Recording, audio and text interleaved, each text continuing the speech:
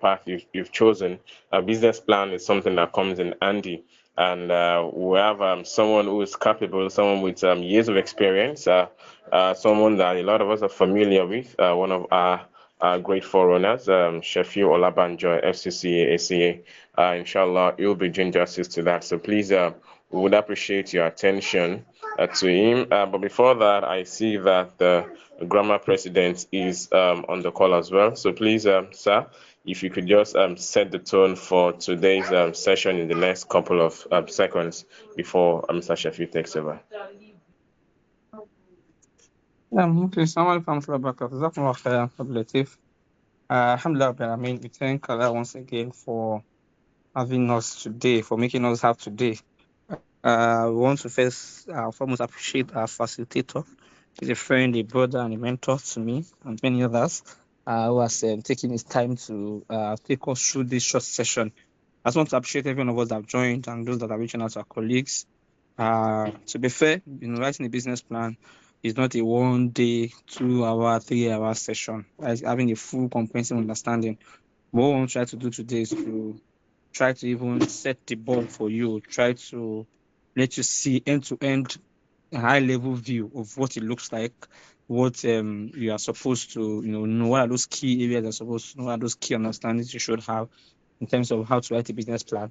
And then you can use that to kickstart and self-develop yourself on writing business plan. Some of us will learn it to make it as a service to other people. Some will learn it to use it for our own personal businesses and see how we can use it to grow our business from the current state. So I want us to to pay up attention, write note, ask questions. I feel that will make it an easy one for us. Assalamu alaikum. Wa alaikum salam wa rahmatullahi wa barakatuh. Jazakumullahu khairan. Without further ado, please, Mr. Shefiu Olabanjo, over to you. Okay, Alhamdulillah Rabbil. Assalamu alaikum warahmatullahi wabarakatuh. Wa alaikum salam wa rahmatullahi wa barakatuh. Okay, Alhamdulillah. Please just confirm that I can see my screen. Yes, we can see, but we think I think you want to put on slide mode, but it's not yet there. Okay, no problem. Let me do that. Okay. Is it better this way? From my end, it's still showing the normal editing mode, not yet on slideshow. But I can see your key hovering around the area, so maybe you want to try sharing again. Okay, let me.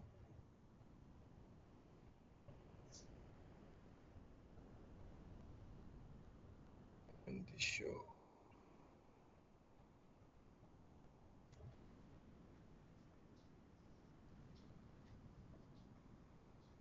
Let me reshare then. Oh, sorry.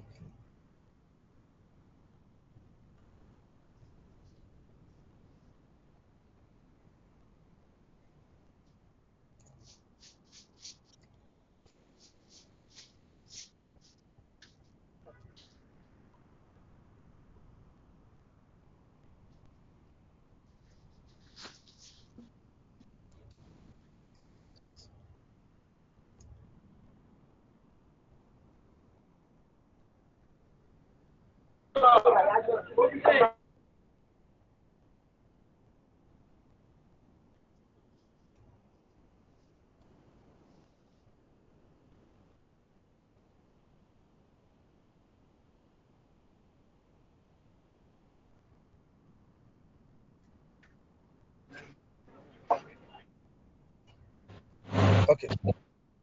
Is it better this way? Okay, fantastic. It's on slideshow now. Okay, yeah, Alhamdulillah of them. Yeah, Alhamdulillah of them. Thank Allah who has given us the grace, opportunity, and the privilege to have this section. We pray to Allah subhanahu wa ta'ala to put his barakah in our discussion this morning. And may he also accept it from us as an act of ibadah. Yeah, Alhamdulillah. I am very happy to be amidst us today to discuss one of those things that I think I love doing. That's writing a business plan. And the truth of the matter is that regardless of your field, regardless of your background, the issue of business plan is something that anybody can pick up and turn to be a profession. I have a couple of guys who specialize in the writing of business plan. And the truth of the matter is that their background is not finance, it's not business admin. We have some of them who have sciences, tech as their background, but today they are doing brilliantly well as far as business plan writing is concerned. So inshallah, I'm going to be talking to us on the topic, writing a winning business plan. And I think our facilitator has given me a very good soft landing by making us to realize that when we're talking about writing a business plan, the truth of the matter is that it's not a thing that you can actually get on a day. But I want to tell you that if you are able to pay very good attention to our discussion today, you have the good basis, very, very good basis for you to actually put structure on that kind of line of service. Or it's possible that you want to use it for a personal need. And at the same time, if it's something that you intend to kind of commercialize. So today, inshallah, I want to assure you that what you are going to be getting as a knowledge is going to give you a very good foundation for you to build structure on. So inshallah, the topic as we have it is writing a winning business plan. Well, and inshallah, in order for us to achieve our target objective, I intend to touch about 5 or 6 things. The first one has to do with introduction. So I'm going to be making introduction to the topic proper, after which I'm going to be looking at overview of business plan. When we say business plan, what is the overview? I'm going to be giving about 2-3 things under this section, after which I go to the why of business plan, the why of business plan, which implies the benefits of using business plan.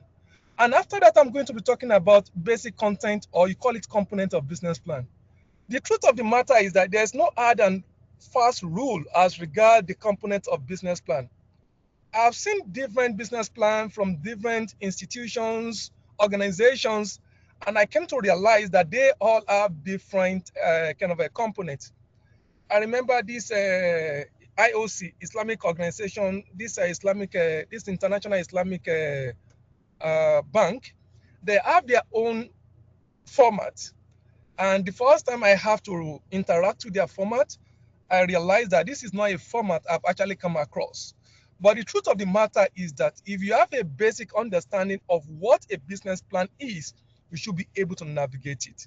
Likewise, BOI, back of industry, they have their own format. Likewise, other institutions, organizations, entities like that. But what we are going to be looking here are the basic components of what a business plan is. And also, I've come across different business plans, and I observe that many of the writers make a lot of mistakes.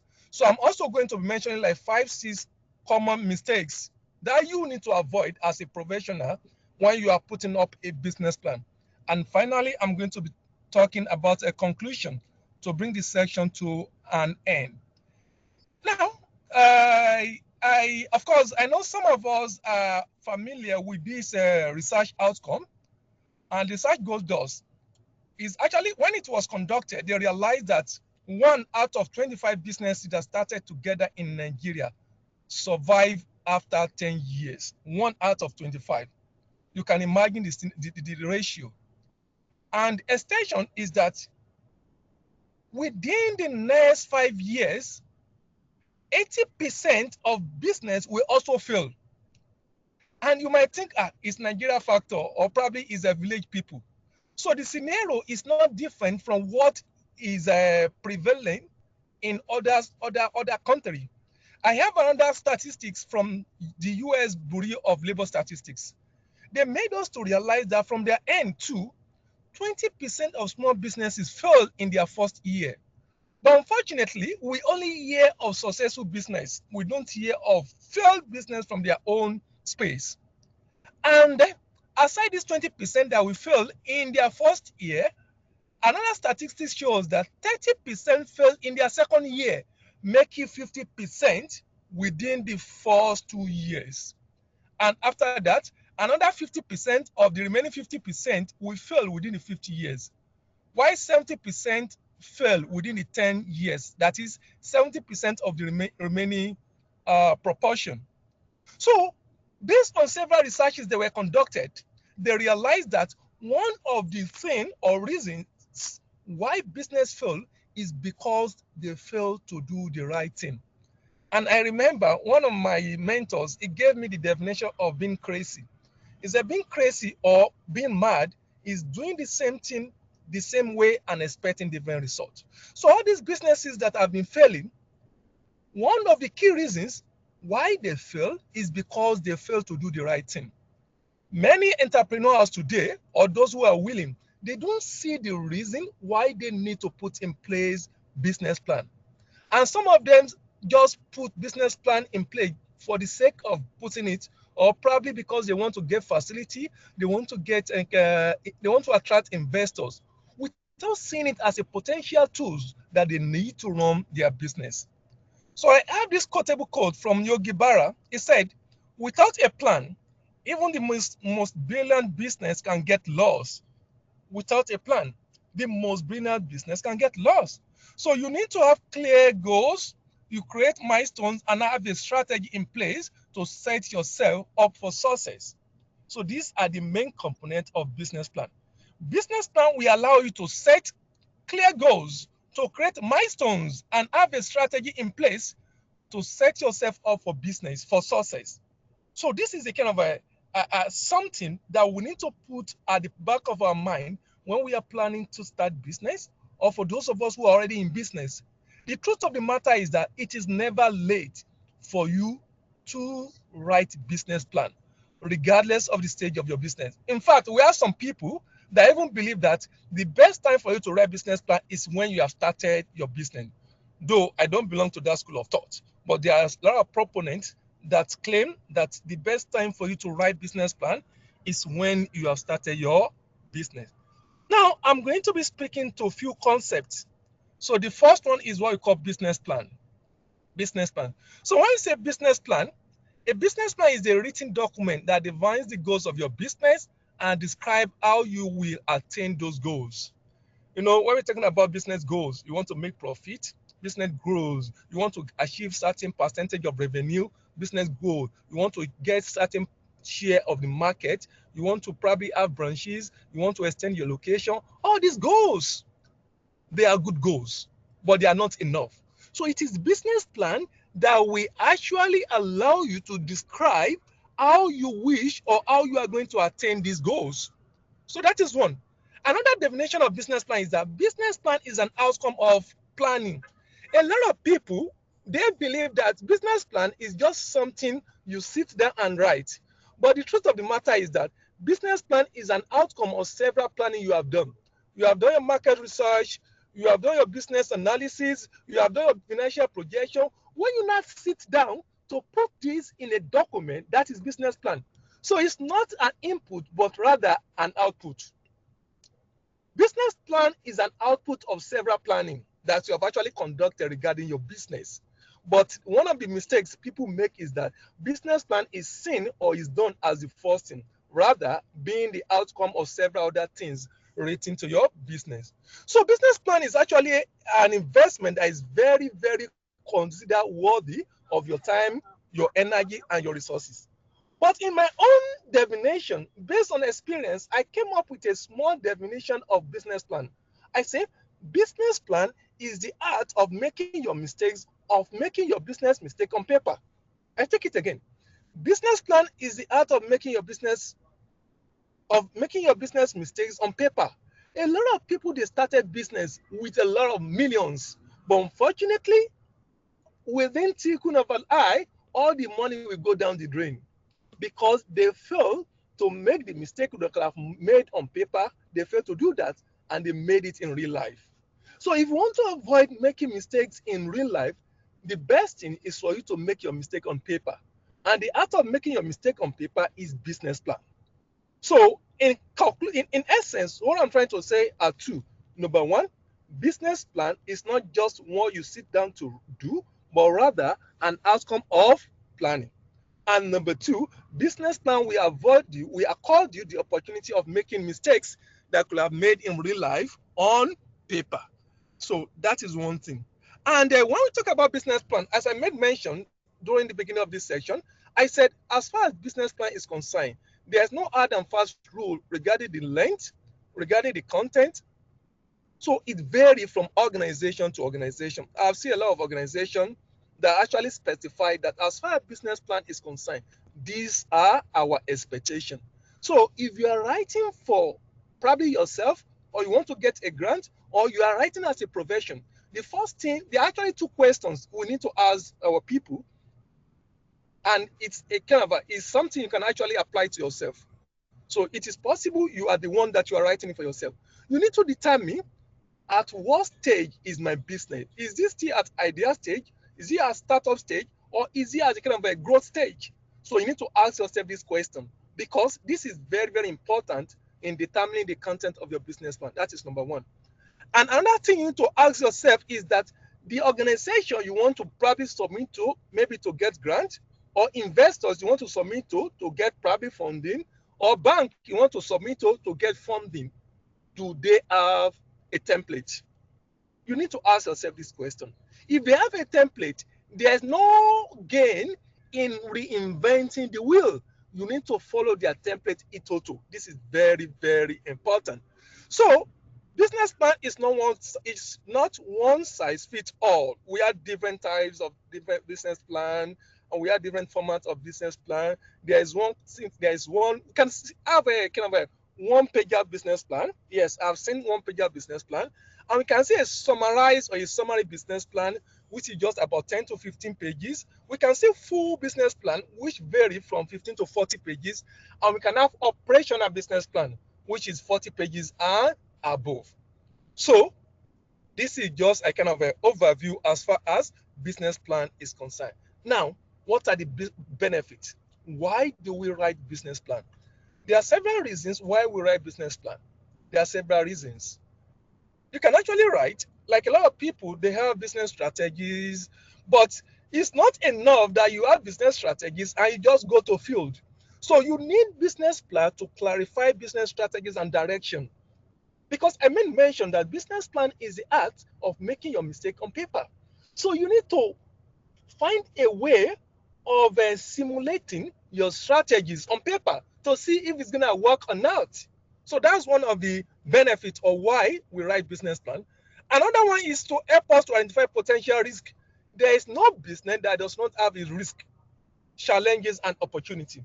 But with the help of business plan, you will be able to identify the risk associated with the business. You will be able to identify various challenges as well as opportunity. In fact, there are some opportunity you might have not seen, but by the time you are drafting your business plan, it's going to expose you to a lot of opportunities which you never conceived when you conceived the business idea. Another one is that to enhance chance of securing funding. Yes, if you are looking for funding, of course, a lot of us we have actually experienced that. Probably you talk to your cousin, you talk to probably your big daddy, that I have a business like that. The next thing is that, and I need you to fund me. The next question is that, where is your business plan? So if you want to secure funding, you also need a business plan. And another thing is for to improve decision making and resources allocation. I've come to realize that a lot of people want to start business. For an instance, maybe the business requires 50 million to start. But because they have not taken their time to write business plan, they will keep on searching for 50 million and they will not get it. At the end of the day, the idea will die with the person. But what I've come to realize that 50 million, you might not probably need it immediately. Maybe just at a start, what you need is 10 million. Probably in the next 2 years, you need 5 million. But because you have not taken time to do business plan, you will be looking for this 50 million. Whereas you might even have 15 million at hand. Whereas what it requires for you to get started is just 10 million. You can see a lot of effort we cause ourselves, we do ourselves because we fail to do business plan. And another one is that it increases chances of success. Like I do said, I'm not saying with a good team you cannot lose a match. I'm not saying with a good team you cannot lose a match. But the chance of losing the match is very, very slim. And I will not tell you that with a bad team you can lose a match, but the chance of success is very, very slim. So when you have business plan in place, it actually increases the chance of your success in business. So these are some of the benefits of why we need to write business plan. Now, Yoruba will say where we are going is not far, but we have been branching in some 1 or 2 places. So inshallah, what we are going to be looking at is the basic content of business plan. Like I mentioned, There's no hard and fast rule regarding the content of business plan. It varies from institution to institution. It varies from writer to writer. But for the purpose of this discussion, and if time permits us, I intend to share one business plan with us. When I say share, I'm not saying as in share to give out, just for us to see how we can apply the content used here to that business plan. It's a very recent business plan, very, very recent business plan. So I'm going to be sharing it with us, and I want us to compare it with the content we are going to be explaining in the course of our discussion. Now, I want to start speaking to the content of business plan. And don't forget, it is possible it's strange for what we have seen. Yes. And I'm not saying that this is the best content, but what I'm saying is that this is basic content that can actually fit anywhere, any day, and anytime. So what are these content? I think I identify about 9, though it vary. I identify about 9. The first one, I call it executive summary. I'm going to be explaining them one after the other, but let me just do a kind of rundown of the content. The first one, I call it executive summary. I love this, executive summary. I met one of the professor who I attended a training sometimes, I think about 7 years ago. And when we were talking to this professor, he said it was actually a review session. And the professor said he identified one unique, a unique or a common observation among all the people that submitted their report. He said what he observed is that a lot of people don't know what executive summary is. And this is something too I've actually experienced when I try to review business plan. I have come to realize that a lot of people, they don't know what executive summary is. Inshallah, I'm going to be telling you today what executive summary is and how you can write executive summary. So the first thing is executive summary. In fact, let me just give you kind of an original. One of the definitions I give to executive summary is that executive summary is the first thing that is written last. Executive summary is the first thing that it is written last. But I've come to realize that a lot of people, they write their executive summary first, whereas they got confused. When they see business plan, the first thing they see there is executive summary, but they don't know that you don't write your executive summary not until you have written the whole of your business plan. So that's why we say executive summary is the first thing that is written last. So we are going to be looking at what is executive summary. The way I want to address it is that the meaning or definition of each component, the purpose of the component, as well as the key elements. What are the key elements you need to put in that kind of component? So I talk about executive summary. After executive summary, we are going to look at introduction. Yeah. After introduction, we talk about company description. A lot of people, they will split company description and management team. So it's not bad when you split it. Why some people will combine the two? So you are allowed to either split or combine. But for the purpose of this discussion, I assume we are combining company description and management team. Another one is what we call market analysis. This is very, very important. Market analysis. You know, when you talk about market analysis, there are about three critical things you need to know. There is something we call TAM, total available market. TAM, there are about 3 concepts of them. There's another one we call it serviceable addressable market. So when we get there, I'm going to be explaining them. And the fourth one is what we call technical specification.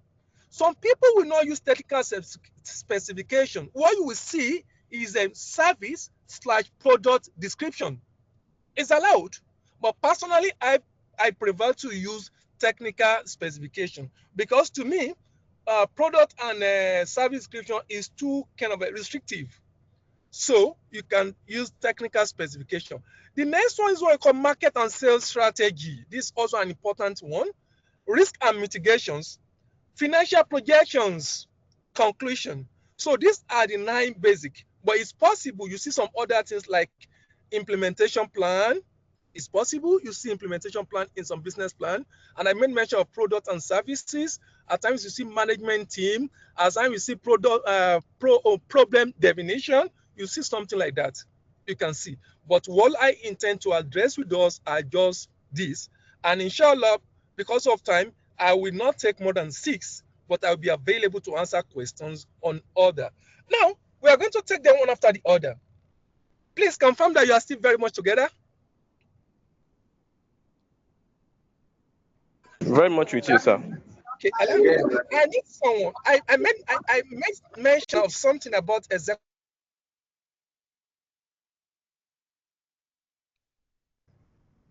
I made mention of something regarding executive summary. I don't know if anybody can remind me. First thing that is written last. First thing that is written last. Alhamdulillah, Jazakallah khairan kathira.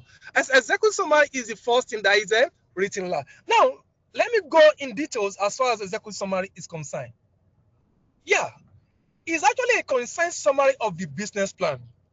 And the purpose is to capture the reader's attention and provide a brief summary of the business. You see, when we talk about executive summary, you will see the composition of that phrase, I think it's phrase or compound word, executive and summary. When you say executive summary, the definition is that the summary must be, the section must be executive and it must be summary. Again, when you say executive summary, the implication is that that section must be executive and summary. When we say executive, what do we mean? It means that you assume that you are at the airport or probably in the lift. You know, there's something called pitch deck. You probably meet someone at the airport and is about to board. You know, it doesn't have more than 2 minutes.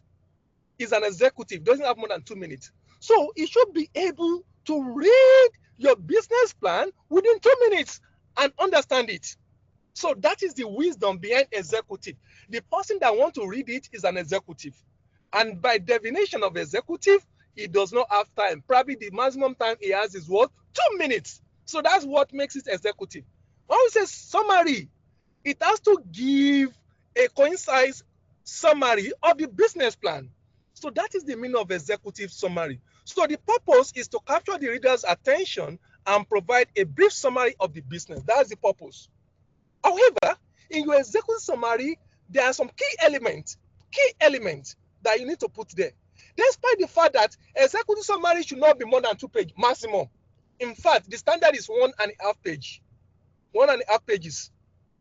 And if you can do 1 page, la basa. So you have the option of either doing 1 page, 1.5 page, or 2 pages. But I've seen a lot of executive summary, 5 pages, 3 pages. This is no more an executive summary. It's not executive and it's not a summary. And I realized that in this so-called executive summary, there is nothing like the funding there. There is nothing that speaks to profitability there. And there is nothing that talk about UVP, that's a unique viable product. There's something that talk about capital requirement in that executive summary. So when we are talking about executive summary, despite the fact that it should not be more than 2 pages, you have key things that must be present. The first one is a company description. The second one is the product or the service. The third one has to be your target market, the market you are servicing, target market. And you need to talk about unique proposition of your product. We read about capital requirement, the business you are starting. How much do you need to start this business? And how much of it do you, as a promoter, do you have currently or you are willing to drop?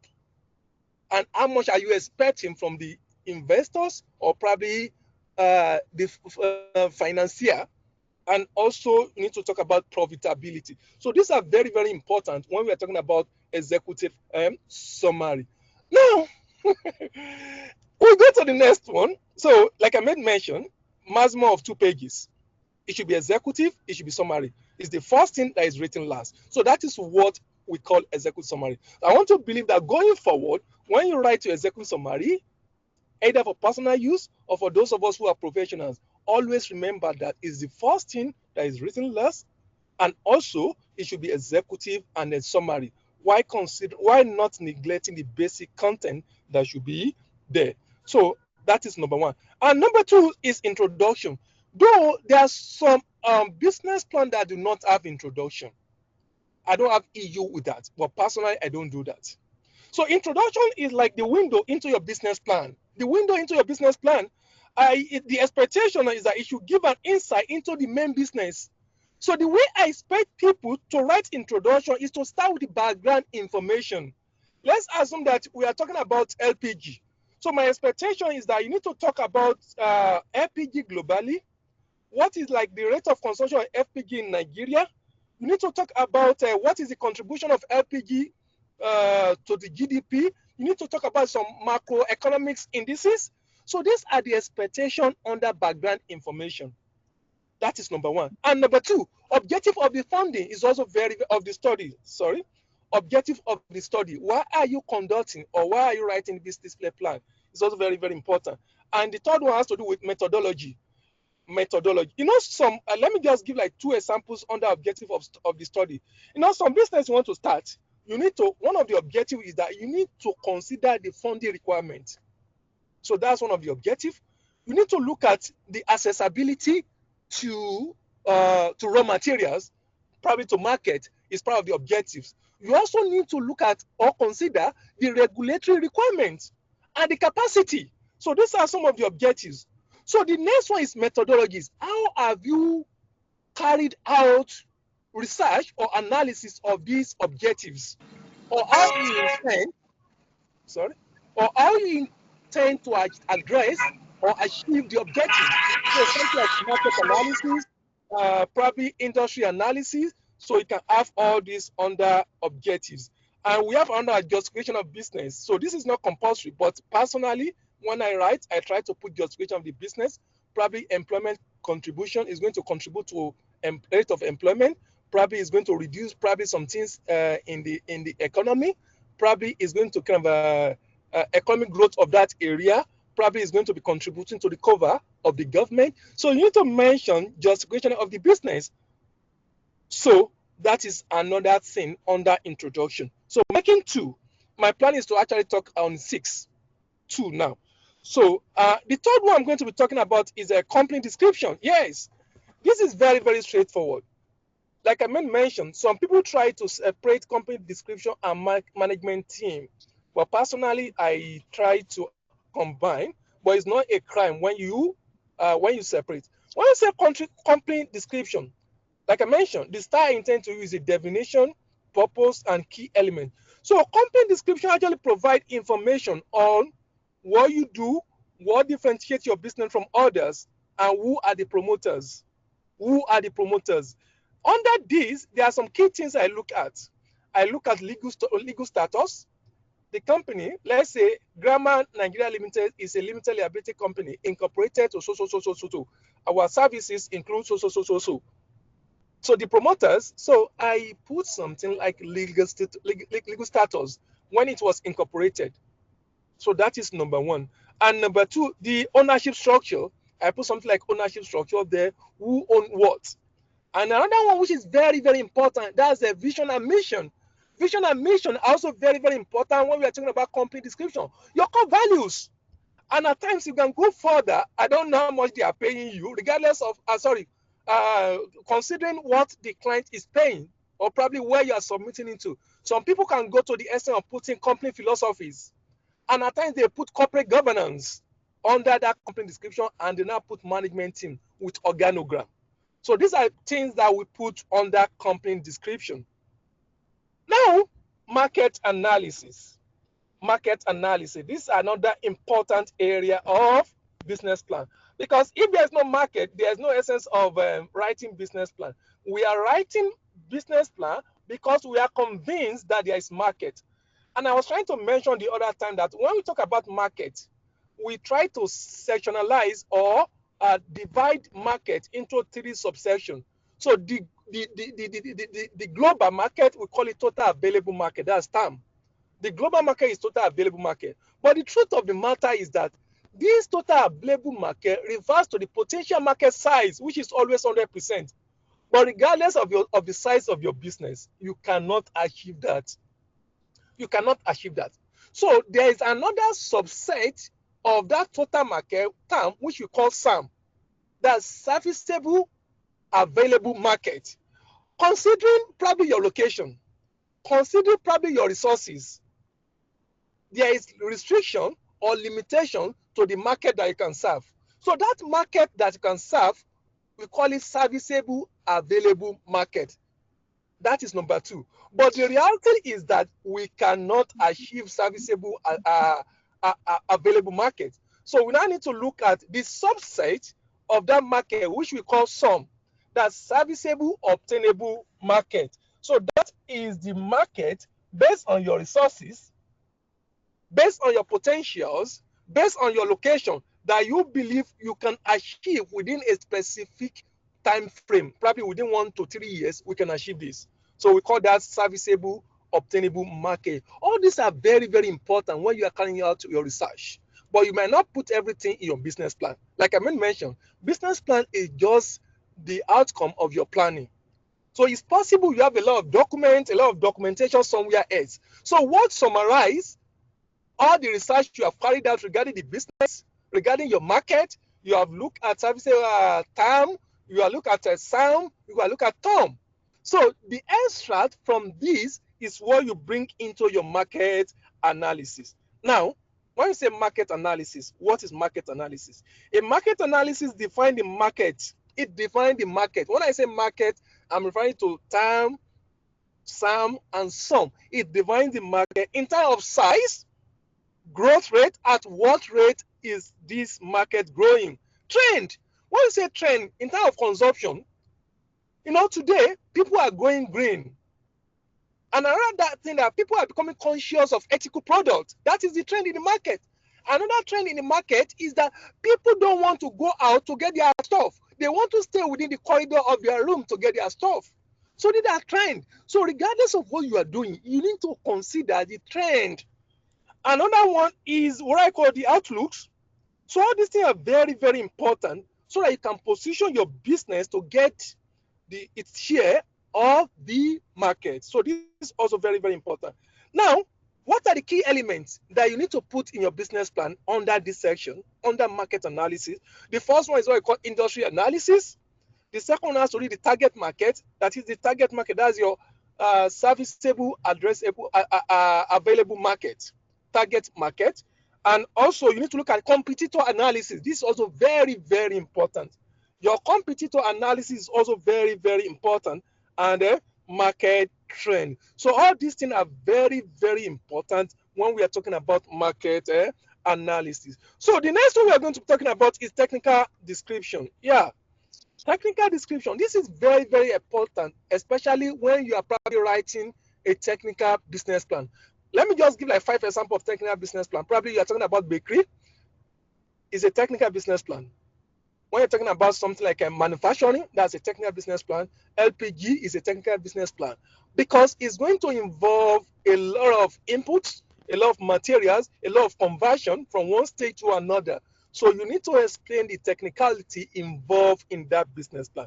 So when we say technical business plan, what is the meaning? What is the purpose? And what are the key elements, either as a professional or as a probably end user, that you need to put there? And also, it's possible you are reviewing business plan. What are the expectations where you are reviewing such business plan? Now, what is the definition? So, technical description is actually the description of the product, services, and the technicalities involved in its creation. Either product or service, both are being created. Both are being created. So you need to look at what are the technicalities involved in the creation. And the purpose of this is to outline the features and all the technical requirements of the product and services, which is central, product and services. So what are the key elements? I'm going to mention about 7. The first one has to do with product description. You need to describe your product. The second one has to do with site layout in a situation where is actually kind of is probably is a manufacturing, or you are submitting to people like NAFDAC, you are submitting to NCC. For example, you want to get fast VAS, you are submitting to NCC, or probably you are submitting to DPR in case you want to get LPG. So you need to design your site location. Site layout is very, very important, and also to demonstrate that you understand the regulatory requirement. Under that technical requirement, you need to list the regulatory requirement. But there are some organizations, there are some businesses in Nigeria that has that have specified requirements. So you need to specify them. For example, they say you need to have EIA report. For example, you're supposed to have a fire permit. For example, a separate need to have. So a lot of things, especially if you want to get NAFDAC approval, there are a lot of requirements. So you need to demonstrate and state it here. What are these requirements? And as well as how far they have been achieved. So the next thing is what we call production cycle, also very important. The materials, raw material, and the sources of raw material is also very, very important. Source of raw material is also very, very important. Utility requirements. Utility requirement, probably you are going to need water. You are going to be needing probably gas. So this is also very, very important. But the truth of the matter is that you might not require all this when you are writing your business plan. It depends on what you are writing on. These are very, very applicable when we're talking about technical business plan. So that is another thing. Now let's quickly look at another one, which is marketing and sales strategies. Yes. You see, like I mentioned, we've talked about market. We have talked about market. You want to get market. You have a product, you want to take it to market. So the description on how you are going to get your product to the market is what we call marketing and sales strategies. Description on how the business will reach and sell its product to the market. That is what we call marketing and sales analysis. How do you get your product to the market? How do you get your product to the end users? How do you make your sales? So this is what we call marketing strategy. So the purpose is to outline the marketing and sales tactics as well as channels. So what are the key elements? Yes, a lot of business plan will not start with marketing objectives. So my style, this is my style. When I'm starting this section, I try to set up marketing objectives, probably to achieve sales within first 3 months, to increase my coverage by social percentage within 3 months. So you need to put your marketing objective. And you will agree with me that if you are in business and you are not making sales, there is no essence of being in business. So once you are able to achieve your marketing objective, definitely the business is good to go. So I try and ensure to start with marketing objectives when I'm starting this section. So the key element there are marketing objective, marketing mix. So when you're talking about marketing mix, of course, you know these 10 P's. Some people will say 6 P's, some people say 4 P's, some people say 10 P's. The pricing strategy, the products, we talk about the promotion, and other P's. So these are what you actually explain under the marketing piece. And also you talk about your sales strategies. How do you want to make your sales? Sales channels. What are the channels? Is it going to be virtual? Is it going to be virtual or physical? Are you using franchising? So sales channel is also very, very important. And I try to close this session with sales forecast. I do 5-year sales forecast here. 5-year sales forecast under this section. It's not compulsory, but that is actually my standard, which I believe that is not a bad standard. So these are what we have under marketing and sales strategy. Now let me take the last one, which I call financial projection. Yeah, financial projection. You know, when we mention financial projection, people get scared of this. But the truth of the matter is that it's not as difficult as assumed. It's not as difficult as assumed. With a very good template, you might probably just need to plug in some figures. I remember a friend came from the UK sometimes. He wanted to set up a business. So he now approached me. He said I should get him a business plan. I said, okay, I got him a template. I asked him, is this something you think we'll be able to do, especially the financial part of it? I said, so have you forgotten that I studied accounting?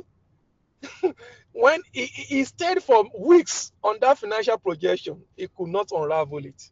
But the truth of the matter is that financial projection is something that I tell people is my strength. I don't need more than 2 hours to do your financial projection.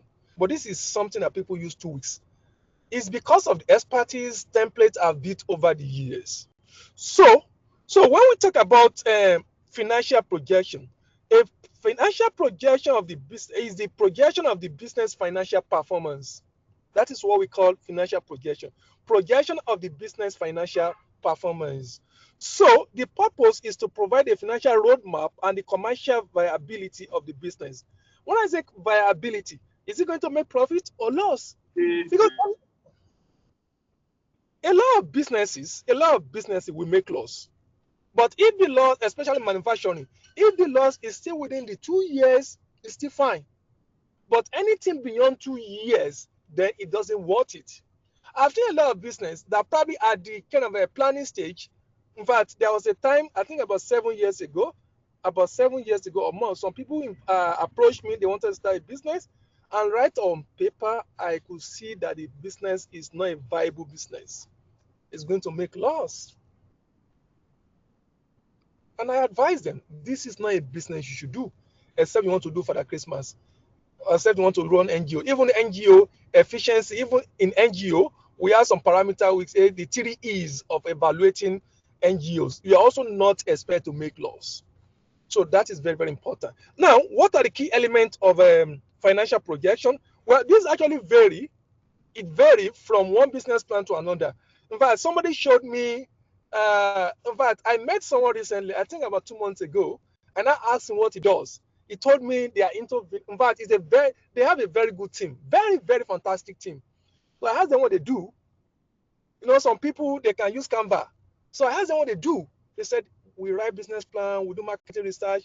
I asked him, can you just show me a copy of a business plan? When I saw the business plan, I was shocked. Wow. So this is what you said to people. The financial part of it is very, very dry. In fact, I said, at least when you talk about financials in your business plan, there are minimum of 5 things that must be there. So my standard is about 7 things. But at least at minimum, 5 things must be there. But I just realized that these guys don't have it. And people approach them from abroad. So going forward, maybe it's as an individual that wants to write business plan, or probably for himself or herself, or for his business or her business, or as a profession that wants to render service. And lastly, probably you are reviewing. When you are reviewing financial projection, what are the key elements that you expect to see there? So the first thing I talk about the funding requirement. How much do you need? When you say the business need, we call them a project cost. The project cost is 100 million. Then how do we intend to fund the business? So there are about 3 ways of funding business. We can say 100% equity. We can say 60% equity and 40% by way of debt. And it can also be probably debt 100%. So it's either you fund by way of equity, by way of debt, or by quasi. That is combination of debt and equity. So these are the 3 ways. But some people try to maneuver, but they still call it equity by talking to investors, come and invest. In that situation, they are coming as a equity, but their own equity can be modified. That is another thing entirely. So we talk about the funding requirement. How much do you need, and how do you intend to do the funding? How much do you need for this project? I need 100 million. How do you intend to do the funding? The funding is going to be done by combination of debt and equity. The promoters are ready and willing to contribute 40 million, which is the 40%, and the remaining 60% will be sourced by way of debt. Kikena. So if you talk about, I can just put graph. No, it's very, very important. When you put chart, it's going to add some colors to your business plan. That is number 1. Important assumptions. Yes, assumptions are very, very key. You need to do your research. I was invited to review business plans sometimes. I think about 4 months ago, our last certification invited me. So when we are doing the review, I saw some business plan. They say, I'm going to employ MD, and the MP will collect 100,000 naira. I'm going to power is 10,000 per month. Oh, just looking at some assumptions that are not reasonable. So this shows that they just sit down to put figures. You must do research. Business plan is not something you sit and do. You have to just do. You have to do research. It's an outcome of your planning, of your research, of your market analysis, of your good understanding of the business. By the time you put business on, you write a business plan, it shows you understand the business. And for you to have understood the business, it shows that you have carried out your business analysis. You have done the modeling of the business. Otherwise, why are you writing business plan when you have not done the analysis of the business? You have not done your market research. So this is very, very important, and it's a very big mistake people make. So another one is a break-even analysis, though it's not compulsory, but I try to do it, especially when product is involved. Break-even analysis is very important. Another one is a project, we call it projected, or you call it forecast income statement or profit and loss. This is very, very important. Balance sheet or statement of financial position, as professional we call it, is very important. Sensitivity analysis, depending on what the client is paying or the requirement of the organization that requested for business plan. It's possible you are getting grants. I know some guys, they got some, they call it Innovate UK funding.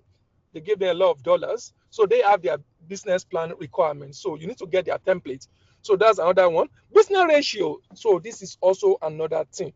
So these are just the few things I'm going to be mentioning as far as the content is concerned. Now, let me quickly go to the next thing. I call it common mistakes to avoid. Yes, at least you will have seen some common mistakes based on my discussion so far. For example, I talk about assumptions, unreasonable assumptions, failure to carry out market analysis. A lot of people just jump at writing business plan without their analysis, without their research, without the market research and the rest like that. So this is not the way to write business plan. So what are the common mistakes to avoid? The first one is the lack of understanding of the business. Avoid the mistake that shows that you don't understand the business you are doing. In fact, a lot of people write business plan, they don't understand the business. If you understand the business, you should know the risks that are associated with the business, the potential risk. So that is a mistake. Some people in their business plan, they display lack of understanding of the business. Poor market research is very, very important. In fact, it's one of the most important things, your market research. You must have carried out your market research. Some people, is either they don't do market research before they write, or they do very poor market research. I know somebody, sometimes ago, he wanted to write business plan. He now made mention. He said, please, I need a person that will conduct market research. I was surprised there. But why do you say, this is the way I want to do my thing? And this is very important. This is very, very important. So you need to learn every day when you write business plan. In fact, a lot of people have learned in hard way. I remember, I think 2016, yes. Was it 2016? Yes, it was 2016. Around, okay, I can't remember the month. It was around 2016 or 17. Then I still used to write business plan very well. So, Lagos Business School, they have their MBA. So after the MBA, you have to come up with the business plan. You have to come up with business plan that you want to implement. So somebody engaged me to write business plan for her. In fact, when I wrote the business plan, I thought it was a top notch. So that's why you don't need to rest on the horses. You don't need to go, I've arrived. I thought I've arrived because as at then, I have been writing business plan for long. I've written business plans submitted to a lot of banks, and I never got taken about negative remarks. So I thought, I was an authority then. So when I wrote for this lady, the lady looked at the business plan and said, "Oh, you say you're a professional?" I said, "Yes." "Oh, you say you have been in this business for long?" I said, "Yes." "This is a trash." I was shocked. In fact, by the time he drilled me, I wanted to return her money. But I said, this should be an opportunity for me to learn. And sincerely yours, at the end of the business plan, she asked me a question.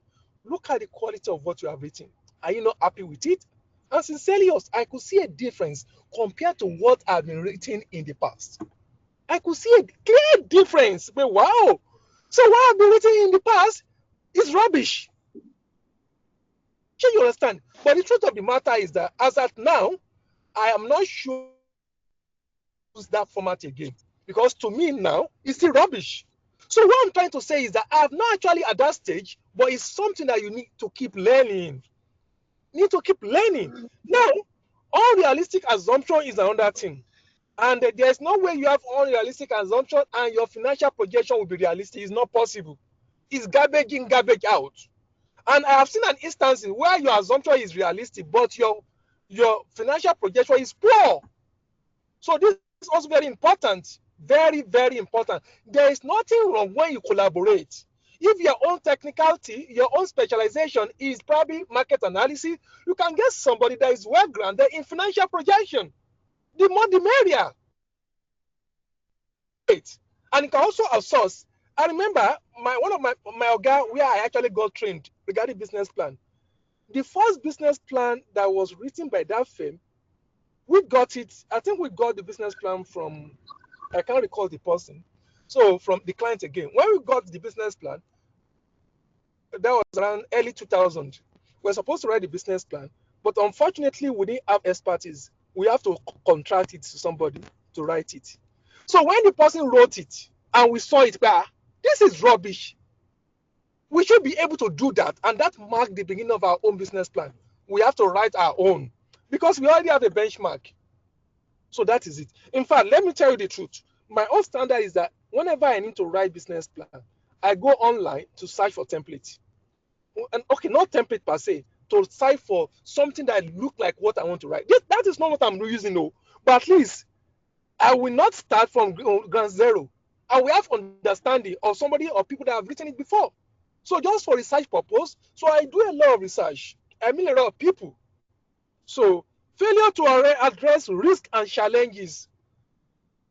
I'm not sure. I think I put risk and mitigation in my components. A lot of business plans do not address risk and challenges.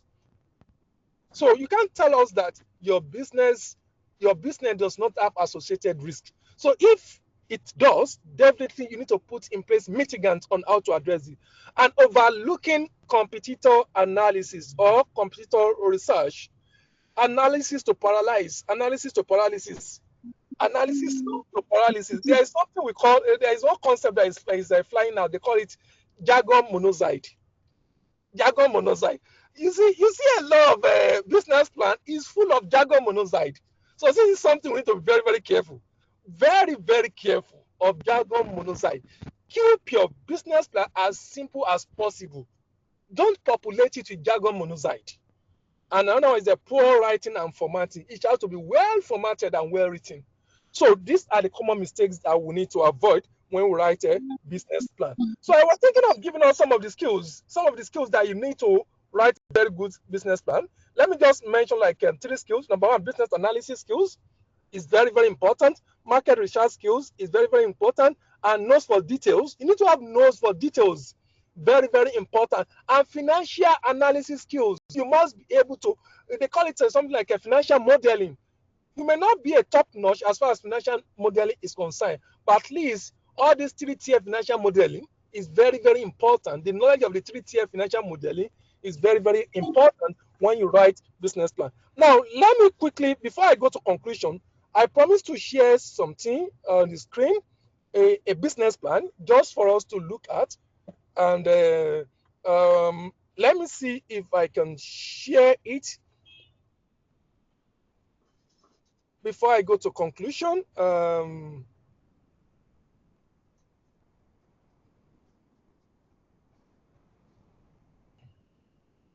So the business plan is actually for LPG plants.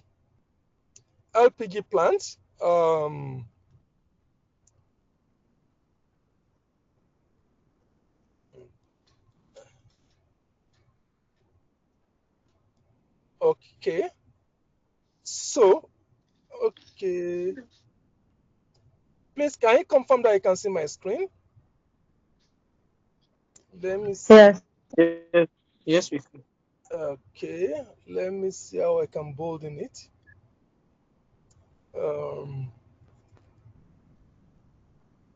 Okay.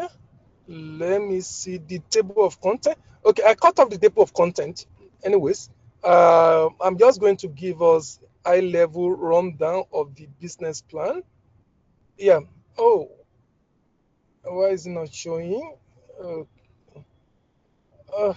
Okay, probably just managed to see it. You can see the business plan actually started with a executive summary.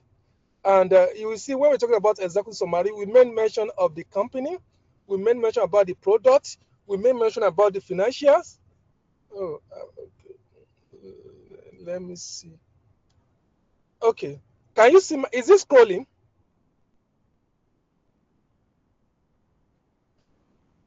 Please confirm that it's scrolling. Yes, it's scrolling. Okay. It's scrolling. So you will see some of those things we mentioned. This is actually for LPG. You will see the financials, the funding, You see the profitability, you see the projection, the financial projection. So these are the basic things. And interestingly, it's just a pager. The executive summary is just a pager. And this is the content. Chapter 1 talk about background information. You will see some things there. After that, we talk about the promoters, GRAMA Gas Limited. We talk about the methodology, economic and social goals that the project is supposed to achieve. We talk about justification of the project, of the business. Why are we going in business?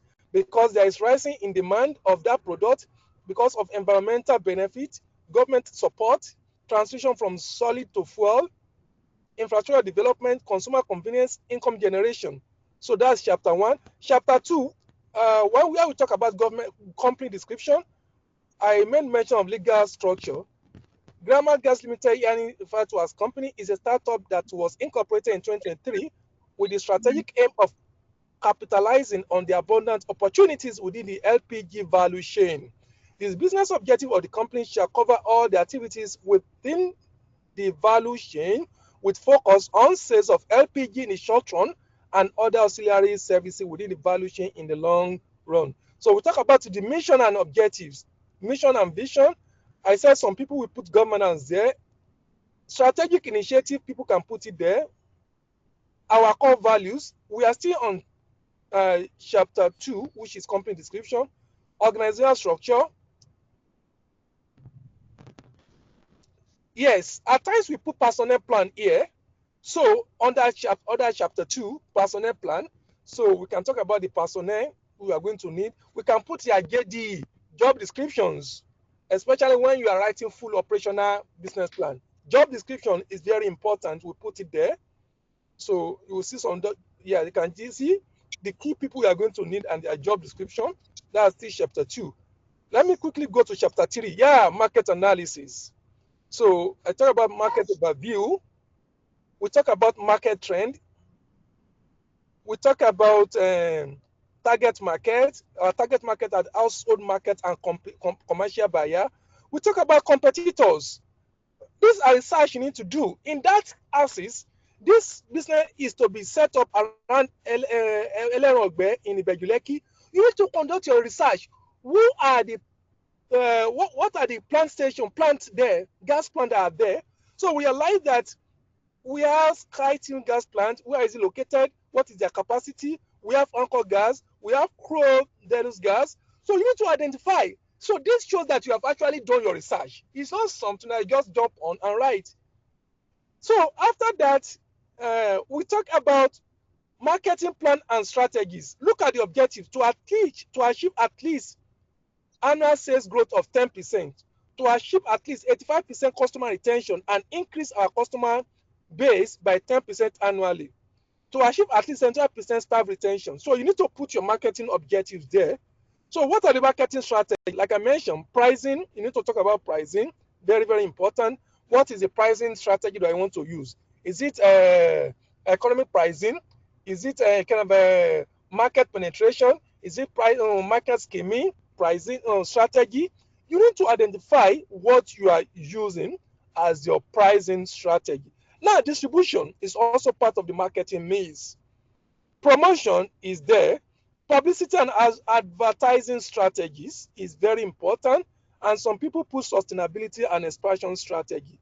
This is also very, very important. Now, I made mention of sales forecast.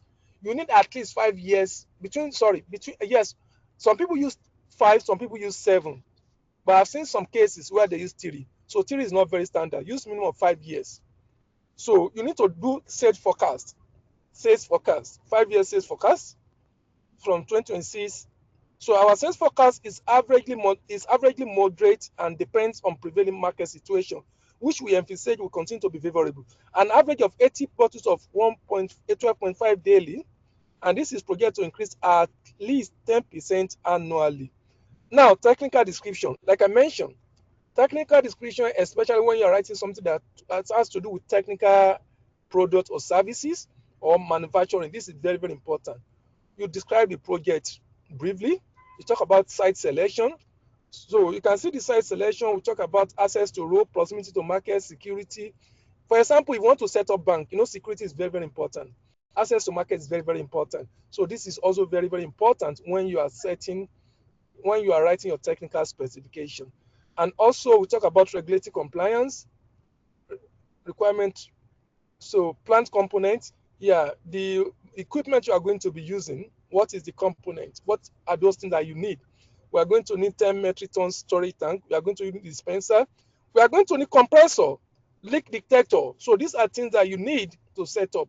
So in addition to the projects, I also have the following: 20 kVA generating set, administrative block of 3 offices, borehole, septic tank, firefighting. Source of your supply is very, very important.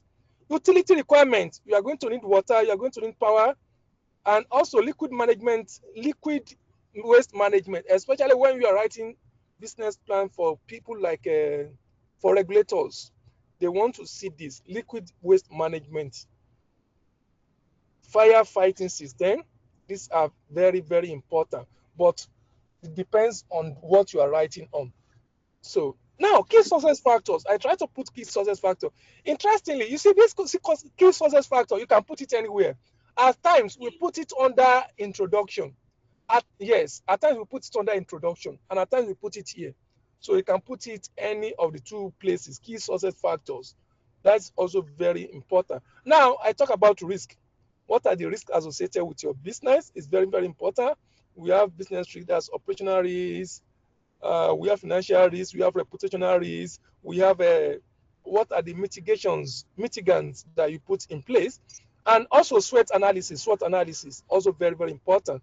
There are about two places you can put this SWOT analysis as well. You can put it under your company description. You can put your SWOT analysis there, and you can also put it here. And if you like, you can also put it under other market analysis. You can put your SWOT analysis there. So those are the 3 places you can put your SWOT analysis. So implementation plan. So you can put implementation plan. Though what I mentioned, I did not put implementation plan, but I think I mentioned it. But in my presentation, I didn't put it there, but I mentioned it during the course of my presentation. So these are what chapter 8, financial projection. So this is what a standard business plan is. This is what a standard business plan is. So you can have your appendices. Under appendices, chapter 9, that's your conclusion. Appendices, that's where we sorry. This is a statement of financial position. We have income statement. We have our cash flow statement, and we have our ratios. This is project cost. So this is what we call a standard business plan. So in conclusion, I'm going to be concluding this way. I don't think I need to share my slide again. I'm going to be concluding this way. A winning business plan is not just a document, like I mentioned. It's not just a document, but a roadmap to success.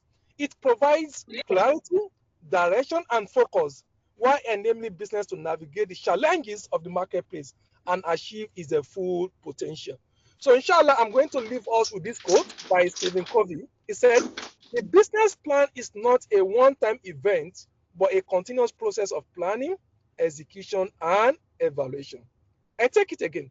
Business plan is not a one-time event, but a continuous process of planning, execution, and evaluation. For the fact that you have written your business plan today does not mean that it's cast on stone. You can always modify, edit, review it from time to time, as invent of old. I have a business. I won't want to mention the name of the business, a very big business in Nigeria. I remember when they started the business, they wrote a business plan. But before they started the business, they wrote the business plan. But when the business plan has started, they realized that, wow, we need to rewrite the business plan, and they have to rewrite it. So what I'm trying to say in essence is that your business plan is not something that is cast on stone. For the fact that you have written it does not mean that you cannot review it. You need to continuously review it, execute, and evaluate. So inshallah, I'm going to be stopping here. So once again, I want to thank the organizer for giving me the opportunity to be part of this program session. I pray to Allah subhanahu wa ta'ala to make it beneficial to both the speaker and the listener. Assalamu alaikum wa rahmatullahi wa barakatuh. Wa alaikum assalam wa rahmatullahi wa barakatuh. Jazakumullahu khairan.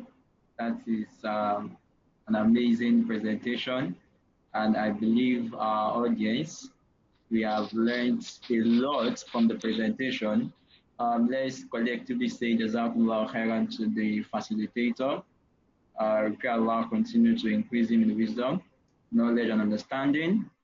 I have said a lot as regards business writing, which I believe would have noted a lot, and of utmost importance is for us to see how we can put this into our own personal use. Perhaps you have a business, as they are likely said, that a majority of us, we do have the mindset that let's start the business first without having a business plan, but rather is of the opinion that we need to have a business plan, like also the executive summary and all. So let's try as much as possible to have this in our plan. And also, he mentioned this, and which I want us to take note of, that business plan is not just a document, rather it is a roadmap to success. Even if you have your business plan, as you go on in the business, there may be need for you to do some modifications and all. So you should also put this into consideration. So once again, Jazakumullah khairan, sir, for this amazing presentation. I believe our audience will have one or two questions for our facilitator. So if you have any question, you can signify it by raise of hand. So I will just be picking. I have one person already on the call. Sister Wakiba Akinyele, you can go ahead with your question. Hello?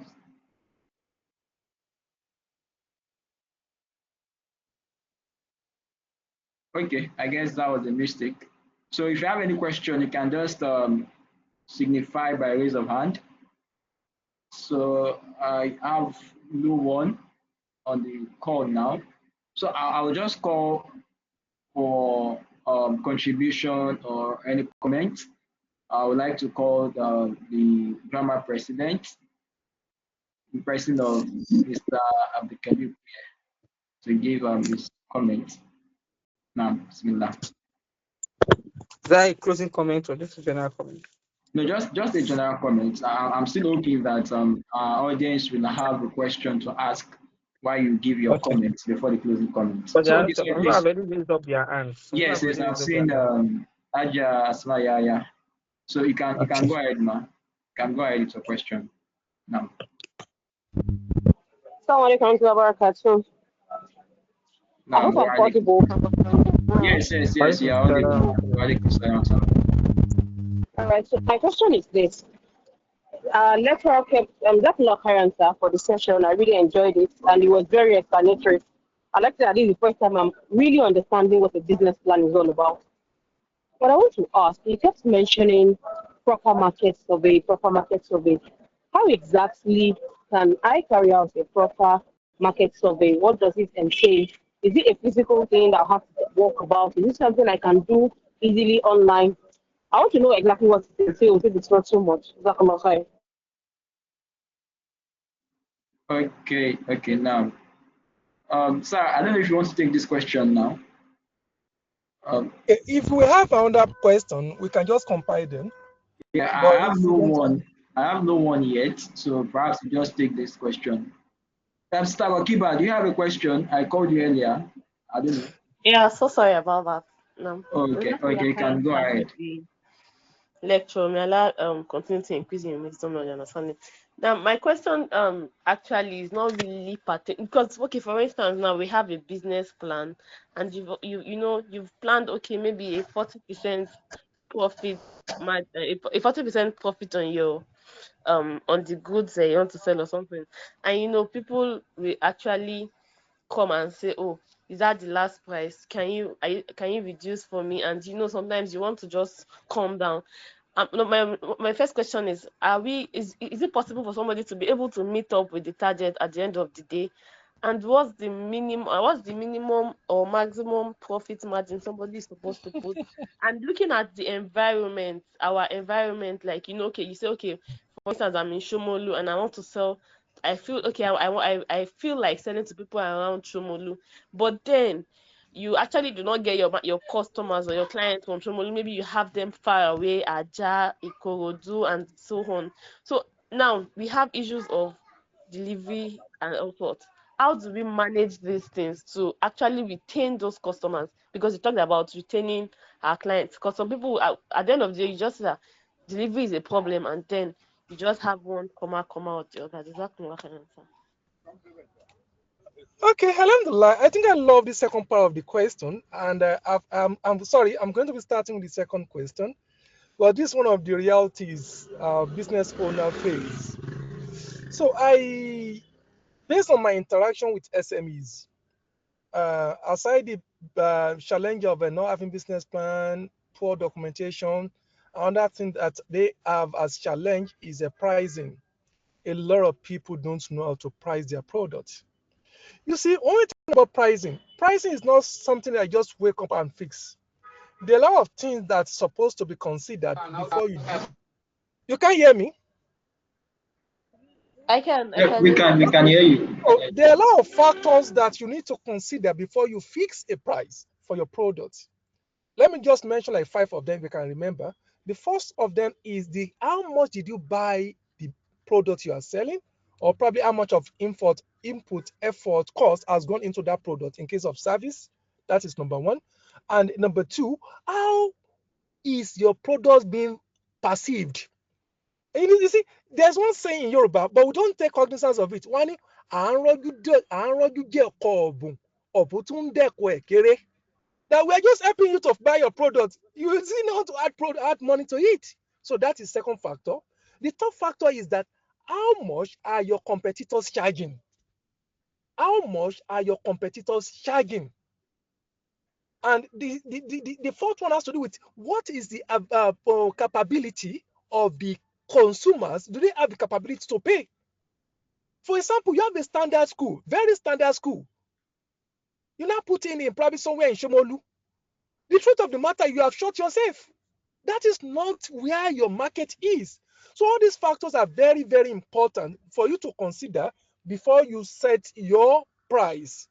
And aside that, you also need to know what is your pricing philosophy. You know, there are some people, I want to charge price just for me to get customers. So in that situation, what you will be targeting is a very minimum margin, because your intention is to get customer, get them in. And some people, I want to do my pricing so that people can know me, that I'm a leader, that I say quality. You know, some people, if you price low, they will not patronize you because they will feel there is an inferior product. But before you can think of this, you need to consider a lot of factors. Who are your customers? I mean, your target customers. Do they actually have the right kind of a capacity?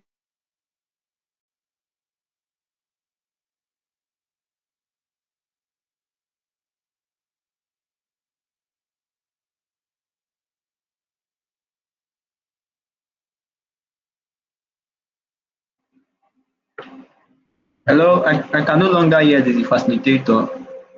Can we still hear him?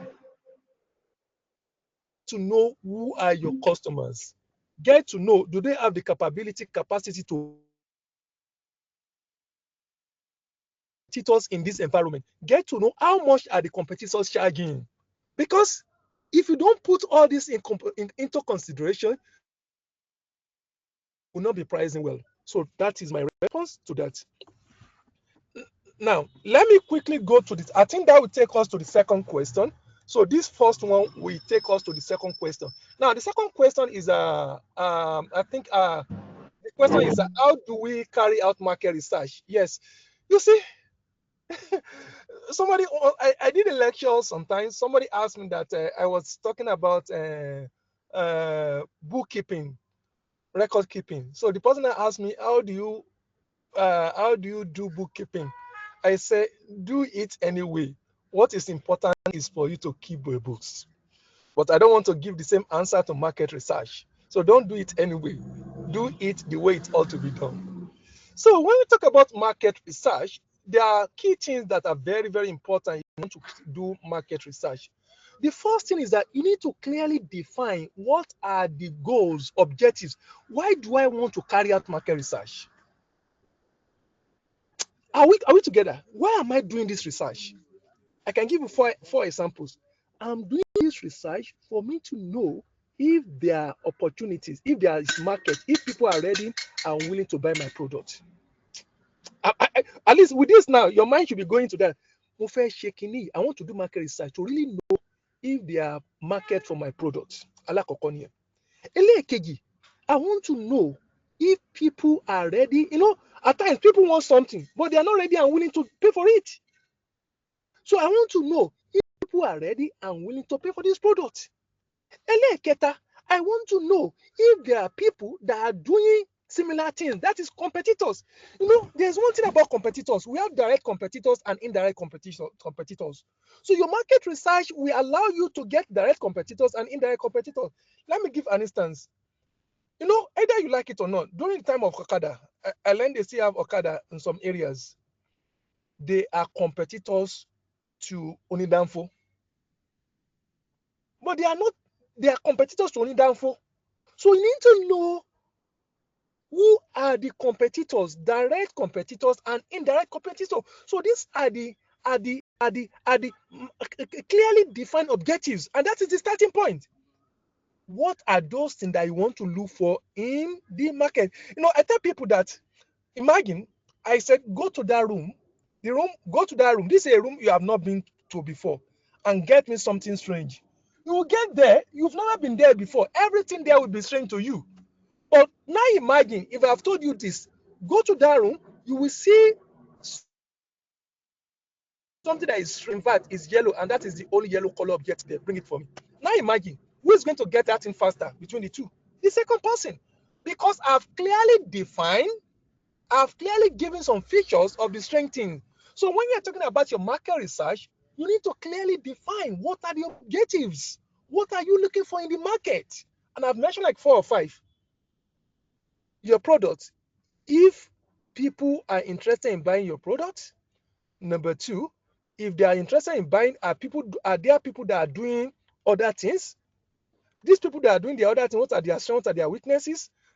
How much are they charging? As in people that are doing other things, the similar things rather, how much are they charging for this product? Something like that. So you need to spell out this before you start. That's the starting point. And number 3 is that by the time you have done this, you cannot go throughout the whole of Lagos. You now need to identify the target audience. For example, now imagine there is one product that is very scarce now. Muslims that are in what's it called? Muslims that are in a corporate world, they find it very, very hard to get skirts, very long skirts of their choice. They find it very, very hard to get very long skirt for their choice. So you now want to go into version. Definitely, you know where you need to go. So you can't say, I'm looking for Muslima in corporate world. You now come to Shomolu. You are just deceiving yourself. The best place to go is the island. That is where they are. That's the best place. So you need to know their location. You need to know their location. Where you can get these people is very, very important. And you need to know their demography. Àwọn wo ni pé àwọn mùsùlùmí náà tí mò ń wá àwọn màmá yẹn kọ́ ni mò ń wá jàre àwọn ọmọ tó ṣe bẹ̀rẹ̀ ń sin probably age bracket. So you need to do that. So that's your target audience. Look at where they are. Look at demography. Look at their preference. So that is the second thing when you are doing market research.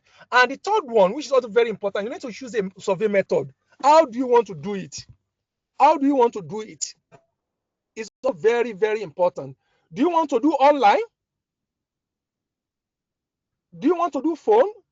Is it in-person interview? Do you want to conduct interview for them? So you need to determine the survey method you intend to use. And the last one, you need to have something like questionnaire. No, we can do a lot of Google Map. And we have a lot of platforms. Just design Google Map. Design Google Map. Administer on different platform, appropriate platform, mind you, appropriate platform. So these are the 4 things when we are talking about market survey. You have your objectives, your goal clearly defined. what are you looking for in the market? Number two, identify your target audience. Who are my audience? What is their age bracket? Where do they belong to? What are their preference? Number three, what survey method do I want to use? When I say survey method, do I want to meet them online? Do I want to meet them physically? Do I want to meet them through the phone? Am I going to do a mail? I get their email and send. So, or I want to do in-person interview. That's number three. And number four, how do I develop the survey questionnaire? That is the tools you want to use, survey questionnaire. So, and it's not something you probably do on your own. You can get some people. I have some guys that used to do this in before. Of course, I have some guys that still do it. So you can approach them. I want to do market research on so. You can engage them. At least I see some people. I think ATM does it. Ade used to do it before. I don't know if you still do it. So, and you can get some people that do it. And we have a lot of professionals if you are ready and willing to pay. So this is how you carry out a market survey. So, Sister Asmao, I think I answered your question.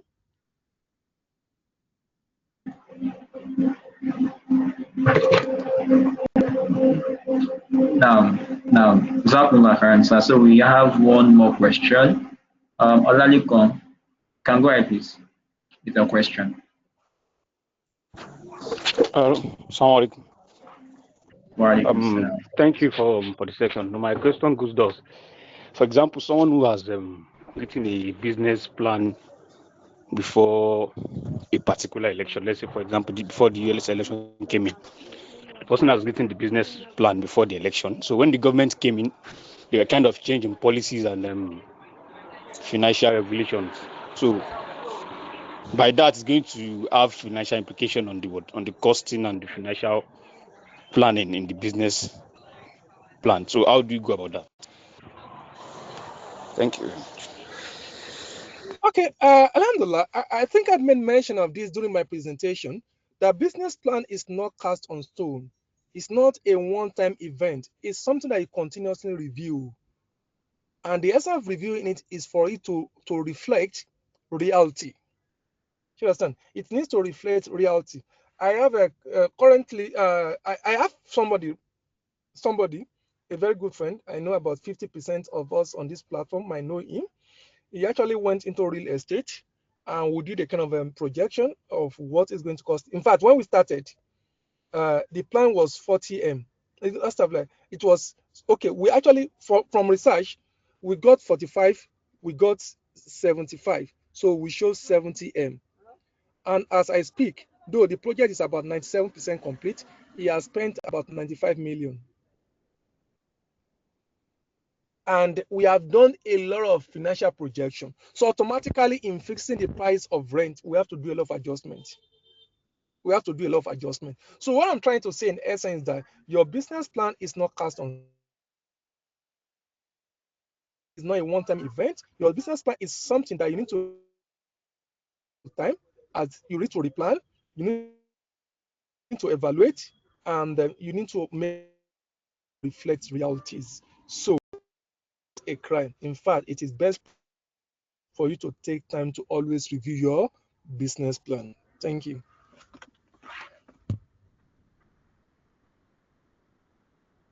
Now, Jazakumullah khairan. I guess that answers the question, Olalikon. And I believe we've all learned from the session proper and also the question and answer segment. Once again, we want to extend our gratitude to our facilitator. Yeah, it has been a while, like over 5 years. I once had a session with you as regards this particular topic, similar topic like this, and it was amazing. And this as well is mind-blowing. May Allah subhanahu wa ta'ala continue to increase you in wisdom, knowledge, and understanding. And I believe for our audience, I believe that there are sessions out there that you have to pay for. They are paid sessions, but for this, it's free of charge. I want us to optimize this session and try to see how we can implement it in our businesses. I know we have business owners, CEOs on the call. Let's see how we can implement it in our day-to-day activities in our business. And I also I saw a message as regards not having people fill our survey. And I believe the facilitator has actually given a response to that indirectly. Let's try to explore other means and see how people can actually respond to our survey and give it to our targeted audience for a particular business. So once again, Jazakumullah khairan. We really appreciate everyone on this call, and I believe that to be a beneficial one for us in our businesses and those that are yet to start their business. I believe it will also be a good start for us to create our own business plan.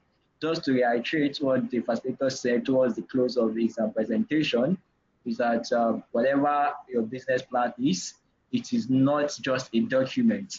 Like the last questionnaire asked, it is not just a document, it's the roadmap. So you can evaluate it in the process.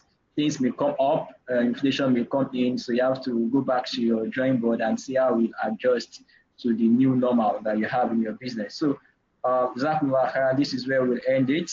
I don't know if the president is still available to give his closing remark. Madam Queen, are you still on the call? Now, if not, we will just end the session, inshallah. We should not forget that in GRAMA, we have sessions almost on a monthly basis. And inshallah, our next session will be our book review session. So we are looking forward to having this kind of population during our book review session. We should not forget again that GRAMA conference is coming, and it should be holding in May, 3rd of May. Let's try to prepare ourselves towards the conference. May Allah subhanahu wa ta'ala preserve our lives to then and beyond. And Ramadan is here. It's like we are less than a month. May Allah subhanahu wa ta'ala count us among those that will witness the month of Ramadan and have the benefit of fasting in the month of Ramadan. Allahumma ameen. So once again, Jazakumullah khairan for joining today's session. Inshallah, we'll draw the curtain for today by recitation of Surah Al-Asr. Bismillahir Rahmanir Rahim. Wal-Asr. Inna al-insana lafi khusr. Sorry, Madam Blaziz, you want to say something? No, sorry about that. Okay, so now, والعصر إن الإنسان لفي خسر إلا الذين آمنوا وعملوا الصالحات وتواصوا بالحق وتواصوا بالصبر. سبحانك اللهم وبحمدك أشهد أن لا إله إلا أنت أستغفرك وأتوب إليك. السلام عليكم ورحمة الله وبركاته. وعليكم السلام ورحمة الله وبركاته.